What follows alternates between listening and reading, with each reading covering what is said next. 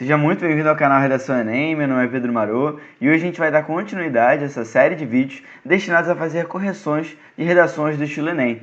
Então aqui o nosso objetivo é te mostrar com a redação de outras pessoas como que você pode melhorar os seus textos e melhorar a sua preparação para a redação do Enem.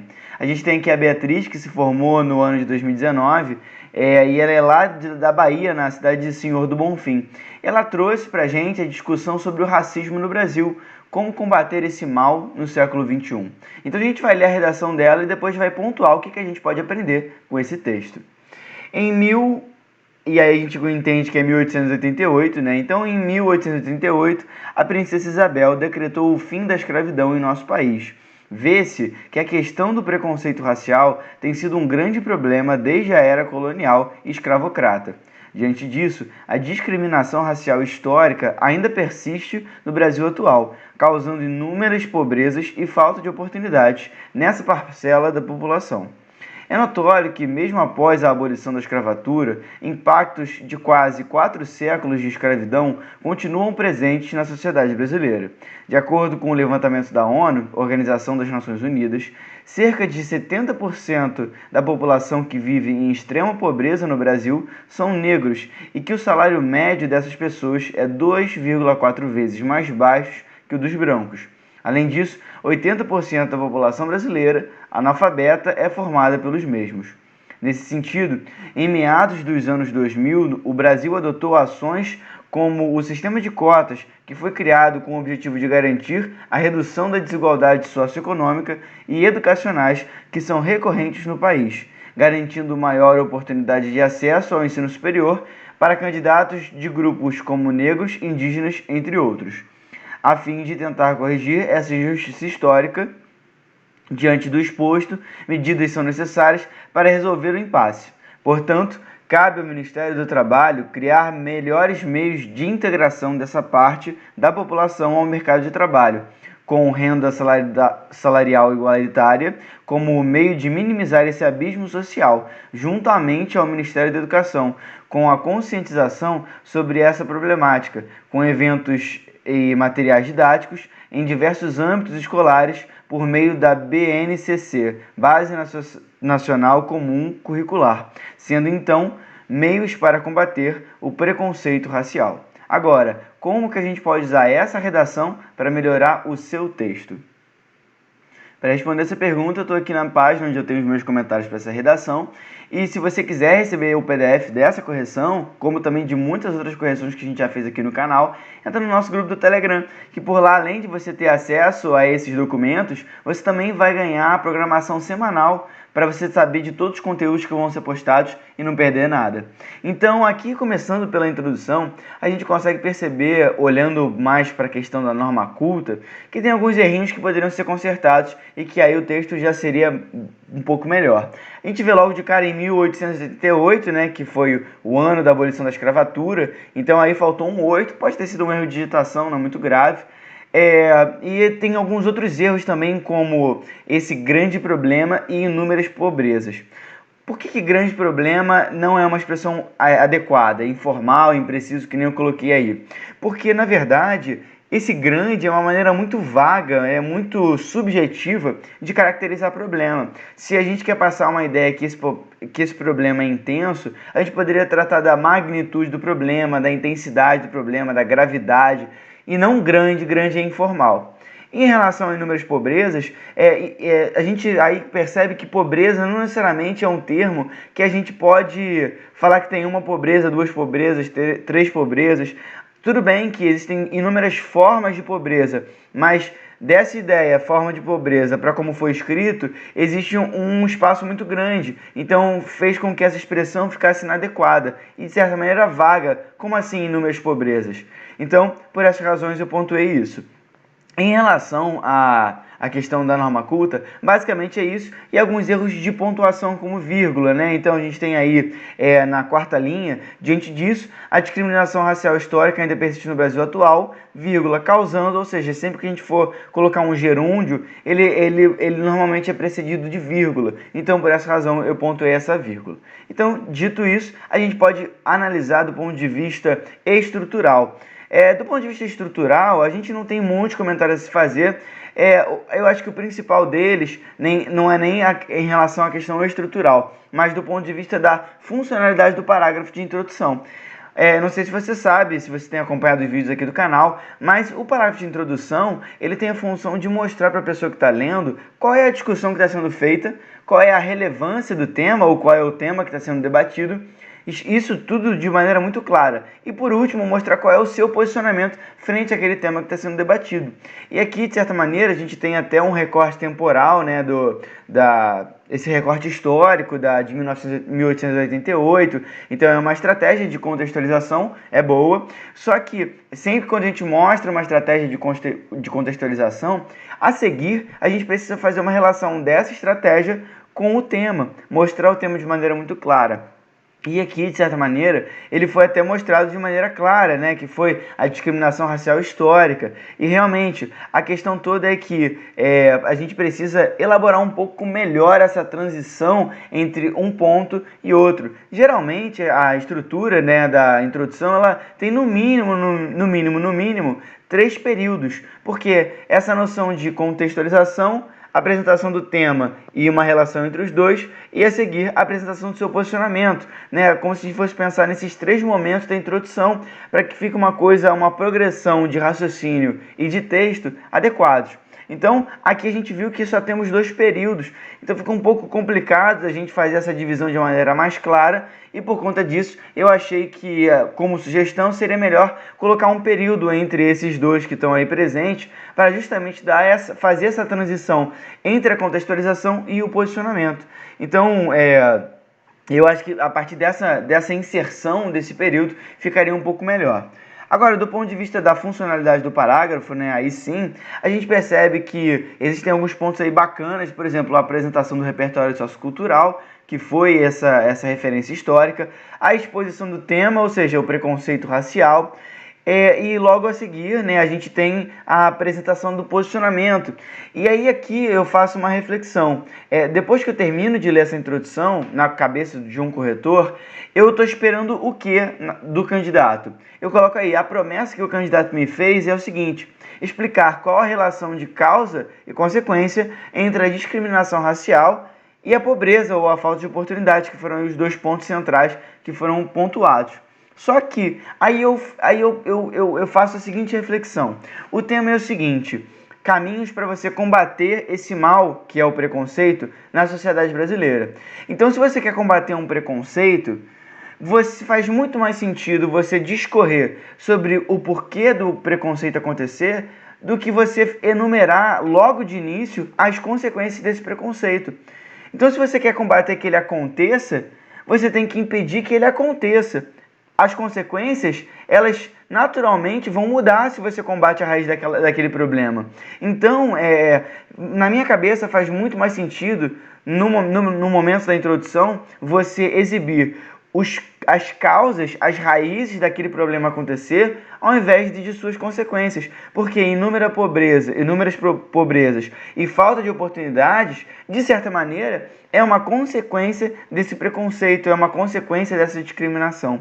Então, seria muito mais interessante, que nem eu pontuei aí, como combater? Foco nas causas.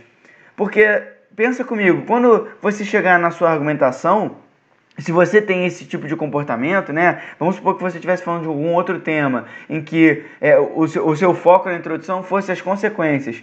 Quando você fosse fazer a sua argumentação, como é que você ia não fica muito claro para mim como é que você ia argumentar em cima, né, das consequências, sem falar das causas. Então fica uma coisa um pouco desorganizada na minha cabeça, que eu sempre acho que é muito mais fácil você atacar a raiz daquela problemática e mostrar que a partir da mudança daquela raiz, as consequências, os desdobramentos vão ser diferentes.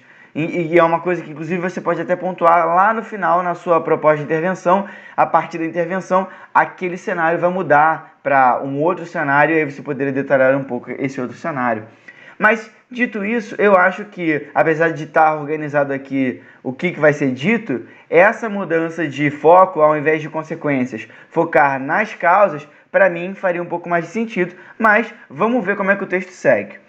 A gente tem aqui esse parágrafo de argumentação e que, olhando aí para o lado de novo da norma culta, né, para a gente seguir uma sequência lógica, olhando para o caso da norma culta, a gente vê que existem aí alguns comentários. Logo de cara aí na terceira linha, logo de cara na primeira linha a gente já tem um uso inadequado de pontuação, então a gente precisaria colocar aí uma vírgula. É notório que, mesmo após a abolição da escravatura, então essa oração deveria estar entre vírgulas. E assim, a gente também tem um outro equívoco de uso de sigla. Isso é uma coisa extremamente comum aqui nas correções. A gente está aqui na correção 34 e olha, eu não sei quantas vezes eu já fiz esse comentário, mas vou fazer mais uma vez. Toda vez que você for pensar usar vírgula, você tem que se questionar. Eu vou fazer referência a essa instituição ou esse órgão outras vezes no meu texto? Se você não vai fazer, não tem sentido você colocar a sigla. Então aqui acontece esse caso. Se você não vai fazer o uso recorrente daquela instituição, no caso a Organização das Nações Unidas, não tem sentido você colocar uma sigla. Então é muito melhor que você escreva o que significa a instituição do que a sigla. Ah, mas aí vai consumir muito espaço. Geralmente esse é o principal raciocínio. Só que a sigla, ela parte do pressuposto que o corretor conhece aquela instituição. E pode ser que às vezes ele não conheça. Ele não tem obrigação de conhecer. Então, de uma maneira ou de outra, ele não vai conhecer a ONU? Tudo bem, ele vai conhecer a ONU. Só que, do ponto de vista de progressão textual, é mais fácil você dizer o nome da instituição e colocar a sigla depois de ter dito o nome da instituição, porque você já estabeleceu um precedente dentro daquela lógica. Você já disse o que é e depois você só faz uma menção reduzida àquele termo. Então, isso sim faz sentido. Agora, você só colocar a sigla, eu não acho adequado. Então, esse é o comentário. Outra coisa de norma culta, pessoas. É sempre bom que você possa substituir pessoas por indivíduos, é uma maneira mais adequada de se referir a esse termo. Baixo, e aí a gente também tem um erro de concordância, né? Então, assim, no Brasil são negros e o salário médio dessas pessoas é 2,4 vezes mais baixo. E aí a gente tem um erro de concordância, o salário é mais baixo. Então, aí por conta de você ter colocado, né, às vezes isso acontece, né, de você distancia dois termos e aí a concordância acaba ficando inadequada. Então, o salário é mais baixo do que o dos brancos. Além disso, 80% da população brasileira analfabeta é formada pelos mesmos. E aí eu não consigo identificar se é pelos brancos, se esse mesmos faz referência a brancos ou negros. Eu entendo, sim, do ponto de vista do meu conhecimento, que se trata dos negros, mas do ponto de vista da leitura, essa referenciação, além de estar imprecisa, porque o mesmos ele não é um termo adequado para fazer esse tipo de referenciação, ele fica muito distante. Olha só, negros está a 3 linhas atrás. Então isso é uma referenciação que vai ficar muito perdida. Então, por essa razão, ficou inadequado. Agora, partindo do ponto de vista da estrutura e dos recursos coesivos, a gente percebe aí que a gente tem frases que não são muito longas, apesar de delas poderem estar um pouco melhor conectadas, né? Então a gente pode perceber que o uso dos conectivos nem sempre foi uma coisa presente, então aí a gente poderia colocar primeiramente, para começar esse parágrafo de argumentação, a gente poderia colocar conectivos que dão essa noção de causa, de consequência. Segundo, o levantamento, tudo bem que de acordo faz esse papel, né? Ou então, essa lógica é embasada pelo levantamento. Então, assim, coisas que fossem mais conectivos que mostrassem de maneira mais clara a relação entre os períodos. E agora, indo um pouco mais por essa questão do raciocínio e da função do parágrafo, eu vou voltar um pouco na questão da promessa que foi feita na introdução. Então, a promessa é o quê? Explicar a relação de causa e consequência da discriminação racial. E aí, então, a questão aí do primeiro ponto é inúmeras pobrezas. Então, em nenhum momento eu entendi o que são essas inúmeras pobrezas, porque já que é mais de uma, eu estou esperando dizer qual é a manifestação dessa pobreza. Mas mais do que isso, a argumentação ela não elabora o processo que justifica o aparecimento da pobreza. Então, se eu quero combater a pobreza, eu tenho que mostrar por que ela acontece. E da maneira como foi colocado, isso não foi feito. Foi muito mais focado nas consequências do que nas raízes. E como é que eu vou combater uma coisa se eu não identifico a causa daquilo acontecer? E eu foco única e exclusivamente a minha atenção na consequência. Então foi feito exatamente isso. Foi dita uma linha da abolição da escravatura, só essa contextualização, e na verdade o resto todo é uma exposição de dados das repercussões dessa pobreza, da repercussão dessa ruptura, das repercussões. Agora, o processo que justifica o aparecimento desse caso, de todo esse contexto que está sendo discutido, isso não foi falado. E aí, frente a essa questão, eu dou uma sugestão. Você mostrar o motivo 1, ou seja, por que o preconceito racial ele acontece, ou a discriminação racial. Ela é histórica, mas vamos elaborar um pouco esse processo do aparecimento, mostrar um embasamento.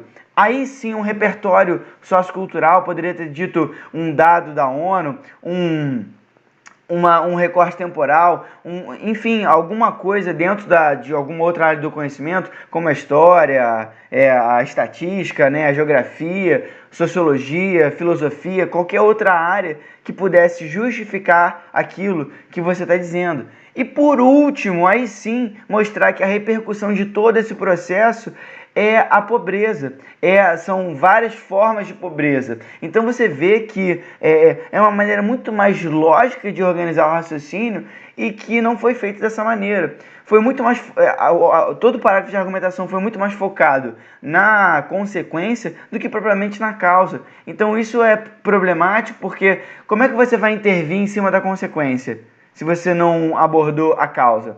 Então, se você já encontrou essa dificuldade em outros textos, já encontrou essa dificuldade, que nem a Beatriz mostrou aqui, né, de elaborar um pouco a causa e focou exclusivamente na consequência, esses comentários são para você. Então, a minha sugestão é exatamente isso que eu falei. Foque no processo do aparecimento daquela problemática. E aí sim, a partir do embasamento de por que aquilo apareceu, você elabora as consequências. E assim, o seu parágrafo de argumentação vai ficar muito melhor. Vamos continuar então e seguir. Eu vou até beber uma água que estou com sede. Vamos seguir então para o segundo parágrafo de argumentação. E aí a gente vê que, nesse sentido, é uma maneira imprecisa de começar um segundo parágrafo de argumentação. Por quê? Porque nesse sentido ele dá uma ideia de conclusão, de continuidade, mas não é a continuidade que a gente queria. Porque se a gente tem duas questões, a gente tem duas coisas que se somam, são as problemáticas que se somam. E aqui seria muito mais adequado, já que a gente tem essa ideia de soma, de usar um conectivo que dê essa ideia de justamente uma coisa e outra. Então a gente poderia usar um além disso, ademais, entendeu? Palavras que façam menção a essa ideia. E nesse sentido ele não respeita esse raciocínio. E aí ainda na norma culta a gente tem em meados dos anos 2000, e aí isso teria que ser delimitado por vírgula, porque é um recorte temporal. O Brasil adotou ações como sistema de cotas, vírgula, que foi criado, ou seja, essa frase a seguir é uma explicação, então uma oração subordinada, adjetiva explicativa, que deveria ser precedida de vírgula, que foi criado com o objetivo de garantir a redução da desigualdade socioeconômica e educacional. Por que eu marquei esse educacionais? Porque aí teve um erro de paralelismo, né, de certa maneira. Então, é redução da desigualdade socioeconômica e redução da desigualdade educacional, não é educacionais. Se você poderia colocar assim, redução das desigualdades socioeconômica e educacional, também poderia colocar dessa maneira. Então, faltou aí essa adequação. A gente também tem um erro de termos, né, do significado de um termo. Então, a fim ser escrito junto com o objetivo de dar ideia de finalidade, né, a fim de, né, com o objetivo de, é escrito separado. O afim junto, ele tem a ideia de afinidade, de proximidade, de interesses próximos, que não é a ideia que está querendo ser passada aqui. E ainda tem uma questão de que esse ponto que eu delimitei por parênteses vermelhos, mostra que o a fim, essa frase, né, a fim de tentar corrigir essa injustiça histórica, isso não pode ser um período isolado, isso está sendo subordinado a uma oração principal. Então não poderia ser uma frase única. Então, esse ponto não deveria existir. E já que esse ponto não deveria existir, esse parágrafo inteiro passa a ser um período apenas. Então você vê que período enorme, né, longo, quanto que a gente poderia fazer um parágrafo só com um período. A gente precisa organizar esse parágrafo em períodos menores, não apenas para você mesmo entender de maneira mais clara o que você está escrevendo, como quem está lendo entender o raciocínio de uma maneira mais fácil. Então, indo desses pontos para o lado do raciocínio, do ponto da funcionalidade, a gente vai voltar de novo na promessa. Qual que era a promessa? Relacionar a discriminação racial com a falta de oportunidades. E, mais uma vez, existe o mesmo erro que aconteceu no primeiro parágrafo de argumentação. Onde está o processo da construção da discriminação racial, do preconceito, de todas essas questões que foram propostas a serem discutidas? Esse processo ele não foi elaborado. O que foi elaborado foi como que a partir as repercussões a partir dessa questão. Então, isso de novo é muito falho, porque isso é muito vazio do ponto de vista da intervenção. A gente não pode também perder de vista que em algum momento do nosso texto a gente vai ter que propor uma intervenção para aquele problema. E se a gente só fala de consequência, consequência, consequência, como é que você vai propor uma intervenção em cima das consequências? A intervenção tem que ser relacionada à raiz de por que aquele problema acontece. Muitas vezes, né? Na maioria das vezes, pode ser que uma pessoa faça uma proposta de intervenção de uma outra maneira e que ela fique adequada. Mas, em via de regra, a proposta de intervenção ela vai ser uma proposta que vai intervir no problema porque ela vai atacar a raiz de por que aquele problema acontece, por que aquele problema se mantém, mas sempre atacando as causas daquele problema existir. Então, a gente não vê isso aqui, essa ideia de buscar as causas, mas sim um foco exclusivo nas consequências. Então, a gente tem aí um foco no que o Brasil fez, no que foi feito, no que foi buscado. Então, assim, em nenhum momento a gente ataca a base. Então, fica muito problemático de você defender um ponto de vista, já que esse ponto de vista não trata de por que o problema acontece, mas simplesmente das repercussões do problema. Então o problema, como você pode ver, ele remete a um momento muito precoce na elaboração da redação, que é o momento de você apresentar a sua tese. Você vê o estrago que uma tese não tão bem feita pode fazer ao longo de uma redação. Então, se você não conseguiu identificar que a sua tese é um posicionamento de você identificar o porquê daquele problema acontecer ou o porquê daquele problema se manter, basicamente é essa a função da sua tese, e você foca por que o problema continua, quais as repercussões do problema, a sua argumentação, de maneira assim até que certamente coerente, ela vai argumentar em cima das consequências, mas isso deixa toda a sua redação muito vazia. Então isso é uma coisa que você sempre tem que se atentar. Você tem que se perguntar, a argumentação que eu estou fazendo, ela está atacando a problemática? Eu tô conseguindo mostrar para a pessoa que está corrigindo o porquê dessa problemática acontecer? Porque se o tema central é caminhos para combater esse mal, né? Como combater esse mal, o como já mostra que você tem que intervir. Como você vai fazer para esse problema acabar ou ele diminuir? Então, se você tem que intervir, você tem que se perguntar por que esse problema existe, por que esse problema acontece, por que esse problema se mantém. Então, todas essas perguntas não foram respondidas e, por essa razão, essa argumentação e, por consequência, toda essa redação ficou a desejar. Vamos então olhar a conclusão para ver o que a gente pode entender de comentário, né? Então a gente vê aí diante do exposto, e aí eu coloquei em verde. Note que eu não coloquei em vermelho, que eu não estou dizendo que está errado, mas eu acho que o diante do exposto, eu não gosto muito, aí já é uma opinião pessoal minha. Eu acho que tem outras maneiras da gente iniciar o parágrafo de conclusão sem fazer uma menção tão explícita ao que você disse anteriormente. Então eu acho que não é bom você fazer menção ao que você disse como supracitado, como dito anteriormente, como dito acima, diante do exposto. Diante do exposto ainda é um pouquinho melhor, mas eu tenho essa implicância, então assim, me perdoem. Eu poderia colocar aqui um percebe-se portanto. Eu gosto muito do percebe-se portanto, que eu acho que é uma maneira elegante e simples de colocar essa noção que você vai concluir a sua redação. E aí logo a seguir tem medidas são necessárias para resolver o impasse, ou seja, isso é uma coisa muito positiva, porque é um gancho para a intervenção. Isso é uma coisa muito legal para você reproduzir nas suas redações também, mostrar que você vai propor alguma coisa para que esse problema seja amenizado.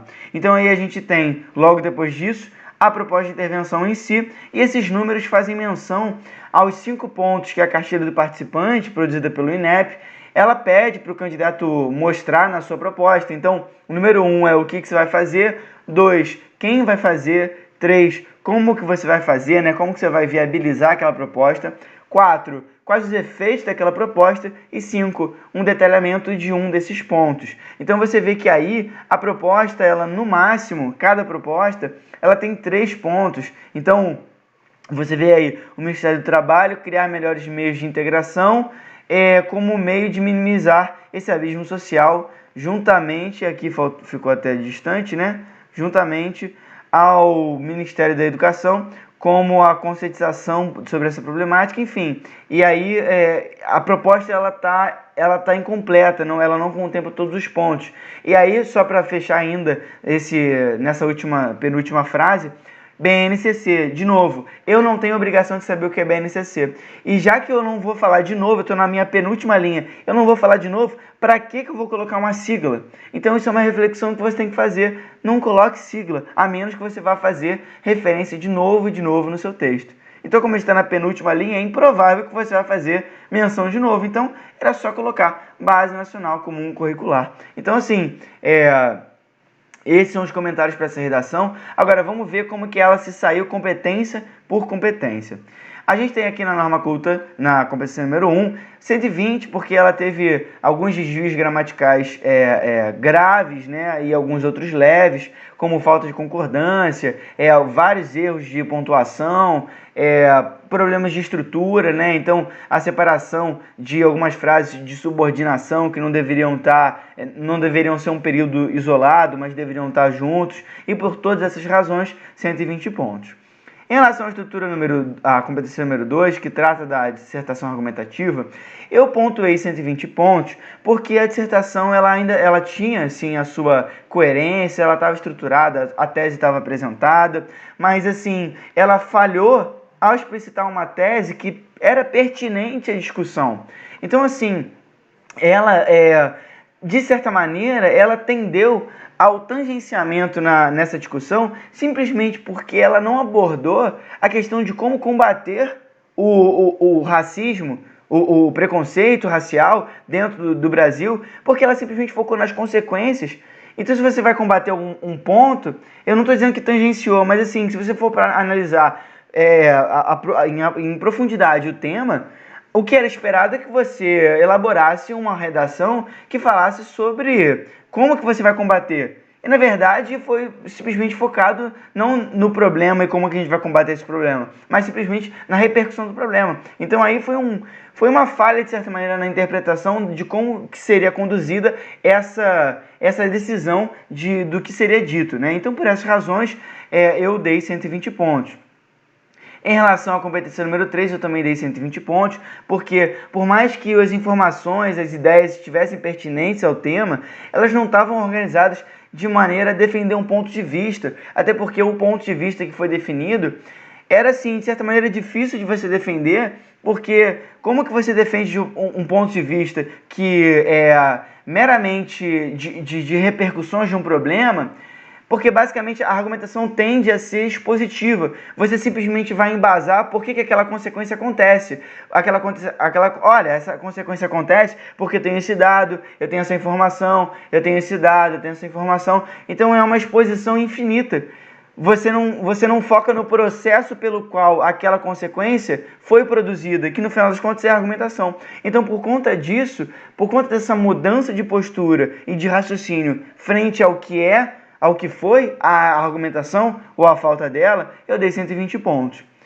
Em relação à competência número 4 dos recursos coesivos, eu achei que muitas vezes foram apresentados conectivos, essa ideia da conexão das frases foi adequada, mas muitas vezes, assim, frases longas que prejudicaram o entendimento lógico da coisa, né? Então, uma frase solta, uma frase muito longa, um raciocínio muito pouco encadeado, né? Uma sobreposição muito grande de ideias, e que isso tudo prejudica o entendimento global da redação. E por essa razão, 120 pontos.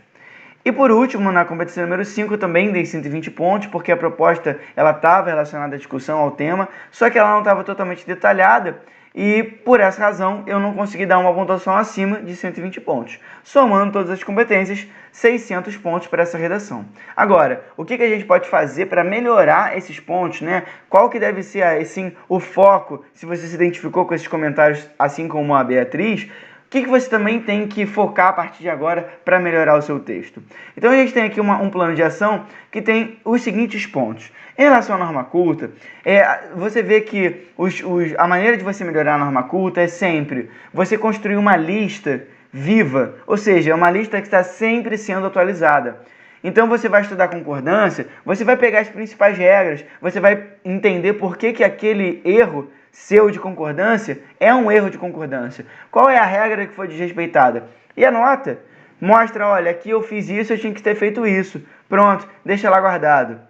Mas não é deixar guardado no fundo da gaveta, é em algum lugar que você constantemente esteja em contato, para que você consiga ver a sua evolução e você sempre está de olho naquela regra. A mesma coisa com vírgula. Vírgula geralmente é um erro de oração, muitas vezes é um erro, você não entendeu que aquilo era uma oração subordinada e que você não podia separar por vírgula, ou então que você tinha que colocar uma vírgula para delimitar um aposto e você não colocou, ou você nem sabe o que é um aposto ou uma oração subordinada, e se esse é o seu caso, busque saber, busque estudar esses pontos, porque geralmente são esses os pontos relacionados à vírgula e aos seus usos. Então, estudar os casos de vírgula e identificar nas suas redações prévias e nas redações de outras pessoas como que a vírgula foi utilizada, quando que ela foi colocada de maneira correta e quando ela foi colocada de maneira incorreta. Evitar termos inadequados e imprecisos. Isso também é lista, é você colocar numa lista termos que foram ditos por alguém, e aqui, se você não tem acesso a uma correção, aqui no canal você tem vários outros vídeos que mostram para você quais outros termos de outras pessoas que usaram em outras circunstâncias foram considerados inadequados, e você pode aprender com essas outras redações. Então, você pode construir a lista dos seus termos que você usou e que você recebeu uma correção e disseram para você que estavam inadequados, como você pode usar redações de outras pessoas para também entender que outros termos você nem precisa errar para ser corrigido. Você pode simplesmente nem evitar de usar. E evitar siglas desnecessárias. Isso a gente viu aí 2 vezes nessa redação. Isso é uma coisa recorrente, muito comum, e que ficou a explicação ao longo dessa redação. Em relação à estrutura e os recursos coesivos, eu prego assim que você estude o modelo dissertativo argumentativo. Aqui ele foi, de certa maneira, respeitado, né? A gente consegue perceber o projeto do texto, essa questão da apresentação da tese, dos argumentos fazerem, de certa maneira, menção ao que foi definido pela tese, a proposta. A gente tem um esboço de uma organização, só que aí ficou um pouco melhor, faltou, né, a elaboração um pouco mais pertinente no entendimento do que deveria ser dito, da interpretação do tema em si, do foco não ser necessariamente nas consequências, mas sim nas causas desse problema acontecer. E você tem que combater o porquê o problema existe ou porquê ele se mantém. Então, esse entendimento ele vai também da questão de você evitar um tangenciamento, que nem eu coloquei um pouco mais para frente, e você entender o tema de uma maneira geral. E o entendimento do modelo dissertativo argumentativo, da sua organização e de como ocorre a defesa dos pontos de vista, eles são primordiais. Eu sempre sugiro para que os candidatos leiam a cartilha do participante, que por lá você tem um entendimento mais claro sobre o que você deveria fazer, e por essa razão é uma leitura assim que eu julgo obrigatória para quem vai fazer o Enem. Estudar organização e progressão textual, exatamente a mesma coisa, entender que tudo tem uma razão de ser e que tudo tem um espaço, um momento e um objetivo frente à redação. E que você organizar esse raciocínio é uma maneira muito adequada de você fazer uma redação e não só organizar a sua redação na hora de escrever, como também facilitar para quem corrige. Estudar conectivos e seus usos, ou seja, a gente viu, né, no segundo parágrafo de argumentação que nesse sentido, alguma coisa assim, que na verdade vai começar um parágrafo com uma outra ideia, dando uma ideia que como se fosse uma continuidade simplesmente, quando que poderiam ter outros conectivos mais adequados. E evitar tangenciamento, como a gente já falou, e evitar período longo. O período longo, ele é matador. Ele acaba com o seu raciocínio, ele acaba com a capacidade de você encadear uma ideia, de você defender uma ideia de uma maneira adequada, porque ele sobrecarrega a leitura, deixa ela muito pesada. É muito melhor que você faça mais períodos e sejam curtos do que faça um período e ele seja longo. Então, isso é uma coisa também que você tem que buscar, olhar para a sua redação e buscar ali 2 linhas e meia no máximo, entendeu? Para que aquele período ele seja bem pontuado e faça sentido e não fique cansativo. Em relação à introdução, eu sugiro para você que se você se identificou com os comentários, buscar relacionar melhor a contextualização e o tema. Então é aquilo que eu falei, que do ponto de vista estrutural, a introdução poderia ter 3 períodos, né? Um primeiro período para contextualização, dedicado a ela, o segundo período para fazer uma transição entre a contextualização e a apresentação do tema, e um terceiro período, a apresentação da tese dentro desse tema que já foi apresentado. Então, essa questão da progressão das ideias, da contextualização de uma coisa e outra, ela poderia ter sido melhorada e por isso esse ponto. E repensar a pertinência da tese faz menção a justamente isso que eu tenho dito ao longo de todos esses comentários. Se a questão é o combate ao preconceito, a gente tem que entender ou porque ele existe ou porque ele continua a existir. E o combate só vai ter sucesso se atingir esses 2 pilares. Então, assim, não quero parecer categórico, mas do ponto de vista do raciocínio lógico, se uma coisa acontece, ou a gente tem que atacar o motivo dela acontecer, ou se ela se perpetua, a gente tem que atacar o motivo dela continuar existindo. Então, assim, pode existir outras reflexões, mas basicamente essa reflexão é pertinente e não foi feito aqui. Foi muito mais focado no que ela gera do que de por que ela acontece. Então, repensar a pertinência da tese é um ponto positivo. Em relação à argumentação, um golinho d'água, organizar o raciocínio. Então, assim, isso aqui é uma coisa muito fundamental. Você precisa olhar para o texto e entender que você precisa começar uma ideia, elaborar uma ideia e concluir uma ideia. E isso não foi feito aqui. Como eu tinha dado aquela sugestão lá em cima do texto, ou seja, o motivo 1 de acontecer, um embasamento e um repertório sociocultural que é o miolo, né, é o meio, é a fundamentação desse motivo 1, e por fim um fechamento, que nesse caso poderiam ser as consequências, né, que tanto foram exploradas ao longo desse texto. Então, a argumentação também tem que ter o objetivo de defender a tese. De certa maneira, foi feito aqui, apesar da tese estar inadequada, a defesa aconteceu de certa maneira. Diferenciar a exposição de argumentação, então uma coisa é você simplesmente mostrar dados e outra coisa é você elaborar um processo de raciocínio, mostrar que aquilo acontece, por que aquilo acontece, um embasamento e uma repercussão. Você contar uma história dentro daquela temática. E a apresentação do dado ela é completamente diferente desse objetivo. Explorar relações entre períodos, isso faz menção à parte também, de certa maneira, dos recursos coesivos, mas que isso está totalmente relacionado à organização de um raciocínio. Se eu simplesmente começo a falar coisas soltas aqui relacionadas a essa redação, você não vai entender o que eu quero dizer, porque não está organizado, não está encadeado, não está relacionado. Então, justamente essa ideia de você relacionar os períodos, isso é fundamental para que você consiga organizar um raciocínio de uma maneira coerente e positiva.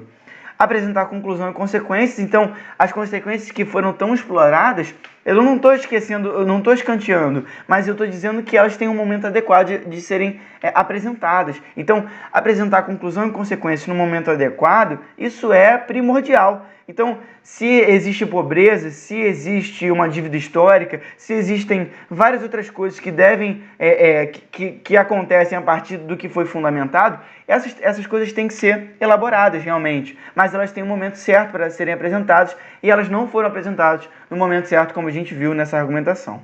E por último, na conclusão, a gente tem os 5 pontos do INEP, como eu já falei no momento que eu analisei o parágrafo, que na verdade é um comentário muito direto. É você saber o que você tem que fazer e executar. Então, se você tem 5 pontos que tem que constar em uma proposta, né, e vai ser avaliada a sua proposta mais completa frente à sua redação, você tem que elaborar esses 5 pontos. Se você deixar de elaborar, você simplesmente vai perder pontuação na competição número 5, e foi exatamente isso que aconteceu.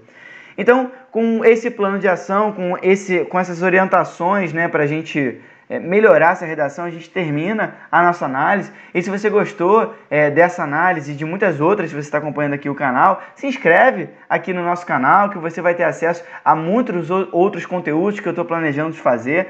E você não vai perder nada e com certeza vai melhorar a sua preparação. E como eu disse anteriormente, se inscreve no nosso grupo do Telegram, o link está aqui embaixo na descrição, que por lá você vai receber o PDF dessa correção e de muitas outras, sem contar a programação semanal aqui do canal. Então, eu te espero lá no nosso grupo. Um abraço.